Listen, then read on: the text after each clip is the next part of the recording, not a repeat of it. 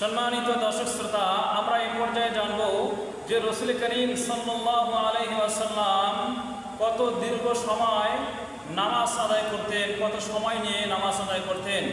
এ প্রসঙ্গে যদি আমরা আপনাদের সামনে একটি হাদিস পেশ করতে চাই, হাদিসটি হলো ক্বামান নবী সাল্লাল্লাহু আলাইহি ওয়াসাল্লাম হাত্তা তাওয়াররামাত বিকদামাহু ফাকিলা লাহু গফারাল্লাহু লাকা মা তাকদ্দামা মিন যামবিকা ওয়া মা তাআখারা আফালা আকুনু আবদান শাকুরা।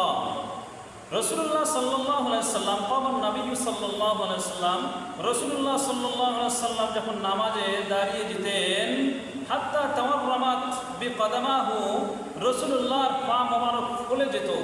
এত দীর্ঘ সময় নিয়ে তিনি দাঁড়িয়ে থাকতেন, নামাজ আদায় করতেন যে ওনার পা মোবারক ফুলে যেত।